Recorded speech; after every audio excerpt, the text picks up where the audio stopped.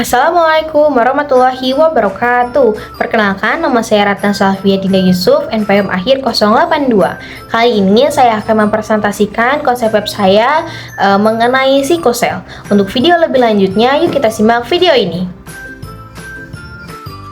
Pernahkah terpikir bagaimana seorang bayi sejak masih dalam kandungan bisa terus tumbuh dan mengalami perubahan hingga menjadi manusia sempurna? Atau pada saat tubuh kita terluka, bagaimana sel-sel bekerja sehingga dapat menutupi luka tersebut? Nah, peristiwa ini rupanya bisa terjadi karena sel terus menghasilkan sel baru dengan cara membelah diri. Proses pembelahan sel induk dan diakhiri dengan terbentuknya sel anak inilah yang disebut dengan siklus sel. Sederhananya, siklus sel ini bertujuan untuk perkembangan dan pertumbuhan sel itu sendiri.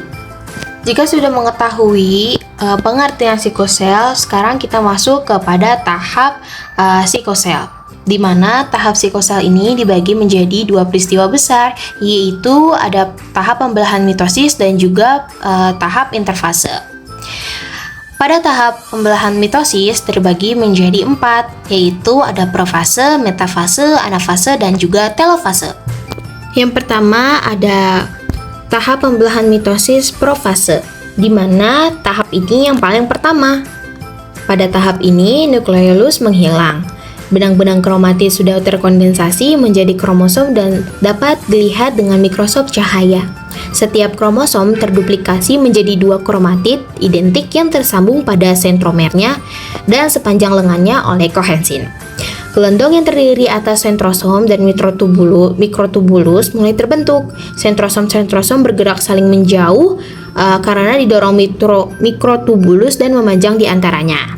Sebelum masuk ke fase metafase, ada juga fase prometafase, di mana pada fase ini setelah nukleus terfragmentasi dan mikrotubulus menjulur dari sentrosom dapat memasuki wilayah nukleus kromosom. Semakin terkondensasi dan masing-masing kromatid ini memiliki kinektor, yaitu struktur protein yang terletak pada sentromer. Nah, selanjutnya masuk ke tahap metafase, di mana tahap metafase ini paling lama yang berlangsung sekitar 20 menit. Pada fase ini, kromosom berada pada kutub berseberangan. Kromosom berjajar pada lempeng metafase, dan setiap kromosom kinektornya itu bersaudara melekat ke mikrotubulus kinektokor dari kutub berseberangan. Selanjutnya ada tahap anafase. Nah, tahap ini yang paling pendek, hanya butuh waktu beberapa menit. Anafase dimulai ketika protein kohensin membelah dan membuat 2 kromatid bersaudara terpisah secara tiba-tiba. Masing-masing kromatid itu pun menjadi 1 kromosom utuh. Kedua kromosom anak mulai bergerak menuju ujung sel yang berlawan ketika mikrotubulus kinektokornya memendek. Karena mikrotubulus menempel pada sentromer, kromosom bergerak menuju sentromer terlebih dahulu. Sel akan memanjang bila mikrotubulus non-kinektokor memanjang. Pada fase akhir anafase, kedua ujung sel mempunyai kumpulan kromosom sama dan juga lengkap. Nah, yang terakhir adalah tahap telofase. Pada tahap ini, nukleus anakan terbentuk di dalam sel. Selaput nukleus muncul dari fragmen-fragmen selaput nukleus sel induk. Nukleolus muncul kembali dan kromosom menjadi kurang terkondensasi. Akhirnya terakhir dari siklus sel yaitu sitokinesis, yaitu pembelahan sitoplasma, biasanya berlangsung pada saat akhir telofase, sehingga kedua sel anak muncul tak lama setelah mitosis berakhir. Pada sel hewan, sitokinesis melibatkan pembentukan lekukan penyibakan yang membagi sel menjadi 2. Setelah semua proses selesai, sel-sel anakan yang baru terbentuk akan memulai siklus baru, yaitu siklus yang sama dengan yang dialami oleh induknya. Dan seterusnya akan terjadi siklus sel hingga makhluk hidup yang bersangkutan mengalami kematian. Selanjutnya masuk ke dalam tahap interfase. Pada tahap interfase ini dibagi menjadi 3 fase, yaitu fase gap 1, S atau sintesis, dan fase ketiga yaitu gap 2. Selama ketiga fase interfase tersebut, sebenarnya sel aktif tumbuh dengan memproduksi protein sitoplasma, termasuk organel seperti mitokondria dan retikulum endoplasma. Nah, pada fase G1, sel tumbuh dan membentuk dinding molekuler. Pada fase sintesis, sel mensintesis salinan DNA dalam nukleusnya. Nah, pada fase gap 2, nukleus sudah dibungkus oleh selaput nukleus atau nuclear envelope. Nukleus mengandung satu atau lebih nukleolus. Dua sentromor telah dibentuk oleh duplikasi sentrosom tunggal. Setiap sentrosom mengandung dua sentriol yang berfungsi untuk memisahkan DNA selama fase mitosis. Nah, pada fase ini kromosom belum terlihat secara individual karena belum terkondensasi. Setelah tahap interfase selanjutnya yaitu masuk ke dalam siklus checkpoint, di mana checkpoint sendiri itu merupakan tahapan dalam siklus sel untuk memeriksa sinyal eksternal atau internal untuk memastikan apakah siklus sel dapat dilanjutkan ke fase berikutnya. Contohnya pada lampu lalu lintas, di mana jika lampu menyala merah, siklus sel itu akan berhenti terlebih dahulu pada fase tersebut. Namun jika lampunya berwarna hijau, siklus sel bisa berlanjut. Ada 3 titik checkpoint penting dalam siklus sel ini. Pertama merupakan checkpoint G1 atau S, atau dikenal dengan istilah start. Di sini sel harus memilih apakah akan membelah atau tidak. Begitu sel memilih untuk membelah, ia harus berkomitmen penuh dan tidak boleh mundur.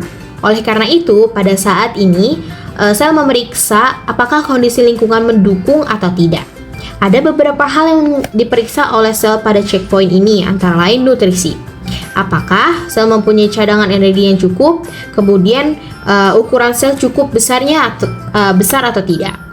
Maka harus diperiksa sinyal mitogen, apakah sel menerima mitogen dari lingkungannya, kemudian diperiksa juga integrasi DNA-nya.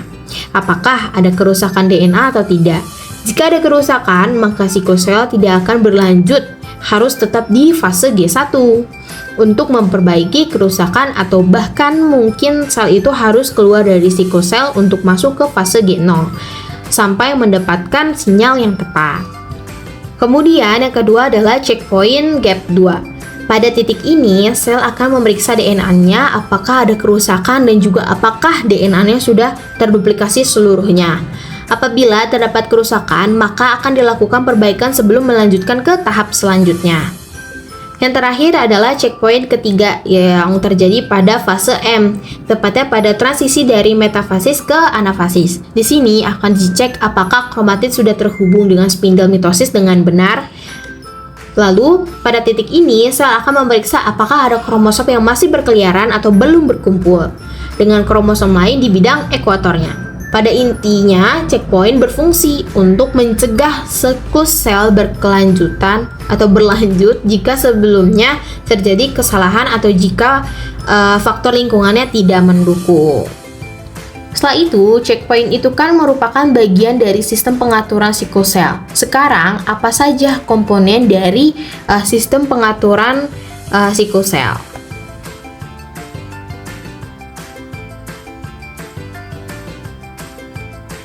Komponen yang terpenting yaitu silin dependent kinase atau CDK dan siklin yang merupakan regulator utama CDK. Tentu saja ada alasannya kenapa protein ini diberikan nama siklin. Karena siklin ini ekspresinya berfluktuasi atau naik turun seperti gambar di bawah ini.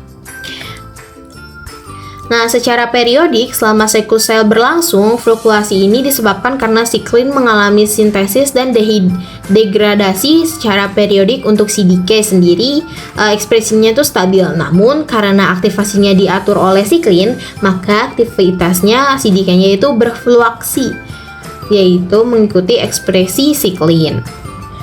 Dari siklus checkpoint penting bagi kehidupan suatu organisme. Mengapa? Karena siklus sel ini merupakan proses penting dalam perkembangbiakan sel. Proses ini berupa tahapan yang harus dilalui oleh sel agar proses atau tahapan tersebut berlangsung secara lancar.